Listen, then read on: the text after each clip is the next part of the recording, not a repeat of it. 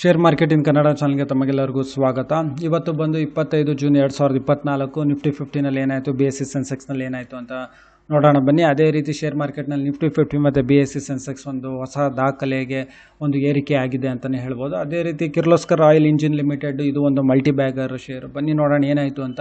ಇವತ್ತು Nifty 50 close ಆಗಬೇಕಾದ್ರೆ ಸುಮಾರು 23,721.30ಗೆ ಕ್ಲೋಸ್ ಆಗಿದೆ. ಅಂದರೆ ಸುಮಾರು 183.45 ಪಾಯಿಂಟ್ಸ್ಗಳಷ್ಟು ಇವತ್ತು ಏರಿಕೆ ಆಗಿದೆ. ಮೇನ್ ಇದರಲ್ಲಿ ಏನಂದರೆ ಬ್ಯಾಂಕಿಂಗ್ಗಳು ಇವತ್ತು ಒಂದು ಒಳ್ಳೆಯ ಸಪೋರ್ಟ್ ಕೊಡ್ತು, ಒಂದು ಒಳ್ಳೆಯ ಹೂಡಿಕೆ ಆಯಿತು, ಒಂದು ಪರ್ಚೇಸ್ ಆಯಿತು ಬ್ಯಾಂಕಿಂಗ್ ಶೇರ್ಸ್ಗಳಲ್ಲಿ. ಅದೇ ರೀತಿ BSE ಸೆನ್ಸೆಕ್ಸ್ ನೋಡಿದ್ರೆ ಸುಮಾರು ಒಂದು ಹೊಸ ದಾಖಲೆ ಇದು 78,053.52 ಹೀಗೆ, ಅಂದರೆ ಸುಮಾರು 712.45 ಪಾಯಿಂಟ್ಸ್ಗಳಷ್ಟು ಇವತ್ತು ಒಂದು ಏರಿಕೆಯಾಗಿ ಒಂದು ಹೊಸ ದಾಖಲೆ ಬರೆದಿದೆ ನಮ್ಮ ಶೇರ್ ಮಾರ್ಕೆಟ್ ಅಂತಲೇ ಹೇಳ್ಬೋದು.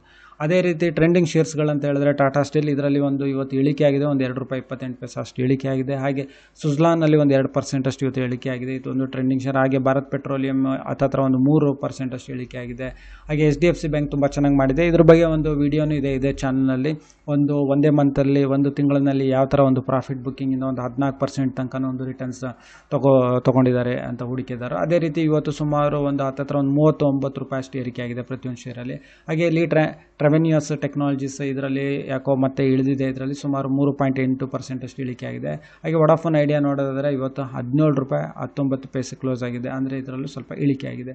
ಹಾಗೆ ನಿಫ್ಟಿ 50ನಲ್ಲಿ ಯಾವೆಲ್ಲ ಕಂಪ್ನಿಗಳಲ್ಲಿ ಏರಿಕೆ ಆಗಿದೆ ಅಂತ ಹೇಳಿದ್ರೆ, ಶ್ರೀರಾಮ್ ಫಿನಾನ್ಸ್ ಲಿಮಿಟೆಡ್ ನೋಡ್ಬೋದು. ಇವತ್ತು ಒಂದೇ ದಿವಸದಲ್ಲಿ ₹107.60 ಪ್ರತಿಯೊಂದು ಶೇರ್ಲಿ ಏರಿಕೆ ಆಗಿರೋದು. Axis bank ₹43.35, ICICI bank ₹27.85, HDFC bank ₹38.90 ಪ್ರತಿಯೊಂದು ಶೇರ್ಲಿ, HDFC ಲೈಫ್ ₹11.45 ಪ್ರತಿಯೊಂದು ಶೇರ್ಲಿ ಏರಿಕೆ ಆಗಿರೋದು. ಹಾಗೆ ಟೆಕ್ ಮಹೇಂದ್ರ ₹26, ಆಮೇಲೆ L&T ₹56.20. ಅಂದರೆ ಮೇನ್ ಒಂದು ಬ್ಯಾಂಕಿಂಗ್ ಸೆಕ್ಟರ್ನಲ್ಲಿ ಇವತ್ತು ಒಂದು ಏರಿಕೆ ಆಗಿದೆ ಅಂತ ಹೇಳ್ಬೋದು. ಹಾಗೆ Wipro, State Bank of India, Britannia Industries, Bajaj Finance, Infosys, Reliance Industries, Sun ಫಾರ್ಮಾದಲ್ಲಿ ಏರಿಕೆ ಆಗಿದೆ.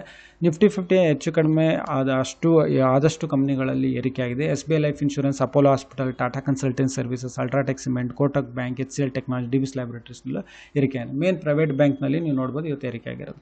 ಹಾಗೆ ಟಾಟಾ ಮೋಟರ್ಸ್ ಮತ್ತು ಬಜಾಜ್ ಫಿನಾನ್ಸ್ನವರು ಇವರು ಒಂದು ಪಾರ್ಟ್ನರ್ಶಿಪ್ಪಿಗೆ ಬಂದಿದ್ದಾರೆ. ಟಾಟಾ ಮೋಟರ್ಸ್ ಕಮರ್ಷಿಯಲ್ ಮೇನ್ ವೆಹಿಕಲ್ನ ಫೋಕಸ್ ಮಾಡಿಕೊಂಡು ಅದಕ್ಕೆ ಬೇಕಾಗಿರೋ ಫಿನಾನ್ಸ್ನ ಬಜಾಜ್ ಫಿನಾನ್ಸ್ ಇನ್ನು ಮುಂದೆ ಕೊಡೋದಕ್ಕೆ ಒಂದು ಒಪ್ಪಂದ ಮಾಡಿದೆ. ಅದೇ ರೀತಿ 5G ಆಕ್ಷನ್ಸ್ ನಡೀತಿದೆ. ರಿಲಯನ್ಸ್ ಜಿಯೋ ಇರ್ಬೋದು, ಭಾರತಿ ಏರ್ಟೆಲ್ ಮತ್ತು ವೊಡಾಫೋನ್ ಇವರು ಇಷ್ಟು ಆಕ್ಷನ್ಸಿಗೆ ಬಂದಿದ್ದಾರೆ. ಮೇನ್ 5G ಸ್ಪೆಕ್ಟ್ರಮ್ ಅಂತ ಏನಿದೆ, ಹೆಚ್ಚು ಕಡಿಮೆ ನಮ್ಮ ದೇಶದ ಗೌರ್ಮೆಂಟ್ 96,317 ಕೋಟಿ ರೂಪಾಯಿದು ಇದು ಆಕ್ಷನ್ ಅಂತಲೇ ಹೇಳ್ಬೋದು.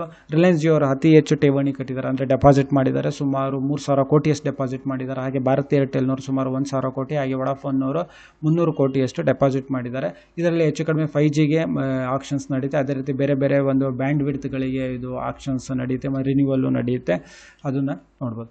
ಅದೇ ರೀತಿ IPOದಲ್ಲಿ ನೋಡೋದಾದರೆ petro carbon and chemicals limited SME IPO ಇದು ಇವತ್ತು 25ನೇ ತಾರೀಕಿಂದ 27ನೇ ತಾರೀಕು ತನಕ ಇರುತ್ತೆ. ಮಿನಿಮಮ್ 1,29,600 ರೂಪಾಯಿಯಷ್ಟು ಇನ್ವೆಸ್ಟ್ಮೆಂಟ್ ಮಾಡೋದು. ಪ್ರೈಸ್ ಬ್ಯಾಂಡ್ ಬಂದು ₹162 ₹171. ಅದೇ ರೀತಿ allied blenders and distillery limited ಇದಕ್ಕೆ ಸ್ವಲ್ಪ ಹೈಪ್ ಇದೆ, ಒಂದು ಪಾಪ್ಯುಲಾರಿಟಿನೂ ಇದೆ. ಇವತ್ತು ಓಪನ್ ಆಗಿರೋದು, ಕ್ಲೋಸ್ ಆಗಿರೋದು 27ನೇ ತಾರೀಕು. Minimum investment ₹14,151. ಅದೇ ರೀತಿ ಪ್ರೈಸ್ ಬ್ಯಾಂಡ್ ₹267 ₹281. ಏನಕ್ಕೆ ಇದು ಪಾಪ್ಯುಲಾರಿಟಿ ಅಂದರೆ ಒಂದು ಲಿಕ್ಕರ್ ಮ್ಯಾನುಫ್ಯಾಕ್ಚರ್, ಆಮೇಲೆ ಇದು ಆಫೀಸರ್ಸ್ ಚಾಯ್ಸ್ ಅಂತ ಏನೋ ಒಂದು ವಿಸ್ಕಿ ಇದೆ, ಅದರದ್ದು ಮ್ಯಾನುಫ್ಯಾಕ್ಚರ್ ಇವರೇ. ಹಾಗೆ ಹ್ಯಾಪಿಯೆಸ್ಟ್ ಮೈಂಡ್ಸ್ ನೋಡೋದಾದರೆ ಇದರಲ್ಲಿ ಒಂದು 9.5% ಅಷ್ಟು ಇವತ್ತು ಒಂದು ಶೇರ್ಸ್ಗಳಲ್ಲಿ ಇಳಿಕೆ ಆಗಿದೆ ಅಂತ ಹೇಳ್ಬೋದು. ಯಾಕಂದರೆ 8.3% ಶೇರ್ ಹೋಲ್ಡರ್ ಮಾಡಿದಾರಲ್ಲ, ಒಂದು ದೊಡ್ಡ ಶೇರ್ ಹೋಲ್ಡರ್ಸ್ ಅವರು ಇದನ್ನು ಮಾರಿದ್ದಾರೆ. ಆದರೆ ಬೇರೆ ಒಂದು ಕಂಪನಿ ಇದನ್ನು ಇನ್ವೆಸ್ಟ್ಮೆಂಟ್ ಕಂಪ್ನಿ ಪಡೆದಿದೆ ಅಂತ ಹೇಳ್ಬೋದು. ಹಾಗೆ ಮುತ್ತೂಟ್ ಫಿನಾನ್ಸ್ ಒಂದು 6 ತಿಂಗಳಲ್ಲಿ ಒಂದು ಒಳ್ಳೆ ಪರ್ಸೆಂಟೇಜ್ ಅಷ್ಟೇ ರಿಟರ್ನ್ಸ್ ಕೊಟ್ಟಿದೆ, ಒಂದು 22.48% ಅಷ್ಟು ಒಂದು ರಿಟರ್ನ್ಸ್ ಕೊಟ್ಟಿದೆ. ಇದ್ರ ಜೊತೆಗೆ ಇದಕ್ಕೆ IRDAI insurance regulatory development authority of ಇಂಡಿಯಾದವರು ಇದಕ್ಕೆ ಒಂದು ಲೈಸೆನ್ಸ್ ಕೊಟ್ಟಿದ್ದಾರೆ. ಇನ್ನು ಮುಂದೆ ಮುತ್ತೂಟ್ ಫಿನಾನ್ಸ್ನವರು ಒಂದು ಇನ್ಶೂರೆನ್ಸ್ ಪ್ರಾಡಕ್ಟ್ಸ್ಗಳನ್ನ ಒಂದು ಇದು ಮಾರಾಟ ಮಾಡ್ಬೋದು ಅಥವಾ ಆಫರ್ ಮಾಡ್ಬೋದು ಅಂತ ಹೇಳ್ಬೋದು. ಆಮೇಲೆ ಅಡಾನಿ ಎಂಟರ್ಪ್ರೈಸ್ ಲಿಮಿಟೆಡ್ ಅವ್ರ ಹತ್ರ ಅಡಾನಿ ಏರ್ಪೋರ್ಟ್ಸ್ ಇದೆ ಸದ್ಯಕ್ಕೆ. ಅಡಾನಿಯವರು ಗೊತ್ತಿದೆ ನಿಮಗೆಲ್ಲರಿಗೂ. ಈ ಅಡಾನಿ ಏರ್ಪೋರ್ಟ್ಸ್ನ ಅಡಾನಿಯವರು ಅಡಾನಿ ಎಂಟರ್ಪ್ರೈಸಸ್ ಲಿಮಿಟೆಡ್ನ ಹೊರಗಡೆ ತಂದು IPOನಲ್ಲಿ ಬಂದು ಲೀಸ್ಟ್ ಮಾಡೋದಕ್ಕೆ ಯೋಚನೆ ಮಾಡಿದಾರಂತೆ. ಮೇ ಬಿ ಇದು ಮ್ಯಾಕ್ಸ್ ಟು ಮ್ಯಾಕ್ಸ್ ಒಂದು 2028 ಒಳಗಡೆ ಲೀಸ್ಟ್ ಆಗ್ಬೋದು ಅಂತ ಹೇಳ್ತಾ ಇದ್ದಾರೆ. ಅದೇ ರೀತಿ JSW ಸ್ಟೀಲ್ ಏನಿದೆ ಅದು ಅಮೇರಿಕಾದಲ್ಲೂ ಪ್ಲ್ಯಾಂಟ್ ಇದೆ ಇವ್ರದ್ದು. ಇವರು $110 ಮಿಲಿಯನ್ ಇನ್ವೆಸ್ಟ್ ಮಾಡಿದ್ದಾರೆ ಇದನ್ನು ಅಪ್ಗ್ರೇಡ್ ಮಾಡೋದಕ್ಕೆ JSW ಸ್ಟೀಲ್ನವರು ಅಮೇರಿಕದ ಮೇಲೆ. ಹಾಗೆ ಇಟಾಚಿ ಎನರ್ಜಿ ಒಂದು 800 ಕೋಟಿ ರೂಪಾಯಿದೊಂದು ಆರ್ಡರ್ ಸಿಕ್ಕಿದೆ. ಇಟಾಚಿ ಎನರ್ಜಿನ ಜಾಸ್ತಿ ಯಾರು ಗಮನ ಕೊಟ್ಟಿರಲ್ಲ, ಈ ಇಟಾಚಿ ಎನರ್ಜಿ ಇಂಡಿಯಾ ಲಿಮಿಟೆಡ್ ಅಂತಲೇ ಹೇಳ್ಬೋದು. ಇದನ್ನು ಸುಮಾರು ಒಂದು 6 ತಿಂಗಳಲ್ಲಿ 121% ಅಷ್ಟು ಒಂದು ರಿಟರ್ನ್ಸ್ ಕೊಟ್ಟಿರೋ ಒಂದು ಕಂಪನಿ. 5,000 ರೇಂಜ್ನಲ್ಲಿತ್ತು ಡಿಸೆಂಬರ್ನಲ್ಲಿ, ಇವಾಗ ಒಂದು 11,000 ಚಿಲ್ಲರೆಗೆ ಹೋಗಿದೆ. ಅದೇ ರೀತಿ ನಾವು ಝೊಮ್ಯಾಟೊ ನೋಡೋದಾದರೆ ಇದು ಒಂದೇ ವರ್ಷದಲ್ಲಿ 170% ಒಂದು ರಿಟರ್ನ್ಸ್ ಕೊಟ್ಟಿರೋ ಒಂದು ಕಂಪ್ನಿ ಅಂತ ಹೇಳ್ಬೋದು. ಇನ್ನು ಮುಂದೆ ಇದಕ್ಕೂ ಸ್ವಲ್ಪ ಇದೆ ಅಂತ ಹೇಳ್ತಾರೆ, ಇದಕ್ಕೆ ಇನ್ನೂ ಏರೋ ಚಾನ್ಸಸ್ ಇದೆ ಅಂತ ದೊಡ್ಡ ದೊಡ್ಡ ಬ್ರೋಕರ್ಸ್ಗಳು. ಹಾಗೆ ಜಾನ್ ಕಾಕರಿಲ್ ಇಂಡಿಯಾ ಲಿಮಿಟೆಡ್ ಇದೊಂದು ಒಳ್ಳೆ ಇಂಟ್ರಾಡೇ ಅಂತ ಹೇಳ್ಬೋದು. ಒಂದೇ ದಿವಸದಲ್ಲಿ ಒಂದು 10% ಅಷ್ಟು ಏರಿಕೆ ಆಗಿದೆ. ಅಂದರೆ ₹550.65 ಒಂದೇ ದಿವಸದಲ್ಲಿ ಇವತ್ತು ಏರಿಕೆ ಆಗಿದೆ ಪ್ರತಿಯೊಂದು ಶೇರ್.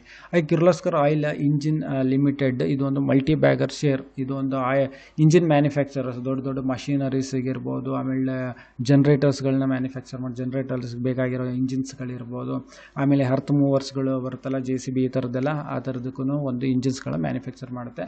ಇದು ನೋಡೋದಾದರೆ ಒಂದು 5 ವರ್ಷದಲ್ಲಿ ಸುಮಾರು 2019ರಲ್ಲಿ ಸುಮಾರು ₹180 ರೇಂಜ್ನಲ್ಲಿ ಒಂದು ಟ್ರೇಡ್ ನಡೀತಿತ್ತು. ಇವಾಗ ಸುಮಾರು ₹1,376.50 ಕ್ಲೋಸ್ ಆಗಿದೆ. ಅಂದರೆ 633% ರಿಟರ್ನ್ಸ್. ಅಂದರೆ ಪ್ರತಿಯೊಂದು ಶೇರಲ್ಲಿ ₹1,188 ಅಷ್ಟು ಒಂದು ರಿಟರ್ನ್ಸ್ ಕೊಟ್ಟಿರೋ ಒಂದು ಮಲ್ಟಿ ಬ್ಯಾಗರ್ ಶೇರ್ ಅಂತಲೇ ಹೇಳ್ಬೋದು. ಅದೇ ರೀತಿ ಒಂದು ವರ್ಷದ ರಿಟರ್ನ್ಸ್ ನಾವು ನೋಡಿದ್ರೆ 251%, ಅಂದರೆ ₹391 ಇತ್ತು ಹೆಚ್ಚು ಕಡಿಮೆ ಜೂನ್ ಹೋದ ವರ್ಷದಲ್ಲಿ. ಇವಾಗ ಇದು ಸುಮಾರು ₹1,376, ಅಂದರೆ ₹985 ಪ್ರತಿಯೊಂದು ಶೇರ್ಲಿ ಏರಿಕೆ ಆಗಿದೆ. ಆದರೆ ಅದೇ ರೀತಿ 6 ತಿಂಗಳಲ್ಲಿ ಒಂದು ಡಬಲ್ ಆಗಿರೋ ಶೇರ್ ಅಂತಲೇ ಹೇಳ್ಬೋದು. ₹669, ₹670ನಲ್ಲಿ ಇದ್ದಿದ್ದು ಇವಾಗ ಸುಮಾರು ₹1,376, ಅಂದರೆ ಒಂದು ₹707 ಪ್ರತಿಯೊಂದು ಶೇರಲ್ಲಿ ಏರಿಕೆಯಾಗಿ ಒಂದು ಡಬಲ್ ರಿಟರ್ನ್ಸ್ ಕೊಟ್ಟಿರೋ ಒಂದು ಮಲ್ಟಿ ಬ್ಯಾಗರ್ ಶೇರ್ ಅಂತ ಹೇಳ್ಬೋದು. ಸೊ ಈ ವಿಡಿಯೋ ನೋಡಿದ್ದಕ್ಕೆ ತಮಗೆಲ್ಲರಿಗೂ ತುಂಬ ಧನ್ಯವಾದ. ದಯವಿಟ್ಟು ಈ ವಿಡಿಯೋನ ಲೈಕ್ ಮಾಡಿ, ಶೇರ್ ಮಾಡಿ, ಕಮೆಂಟ್ ಮಾಡಿ, ಚಾನಲ್ನ ಸಬ್ಸ್ಕ್ರೈಬ್ ಮಾಡಿ. ತಮಗೆಲ್ಲರಿಗೂ ತುಂಬ ಧನ್ಯವಾದ.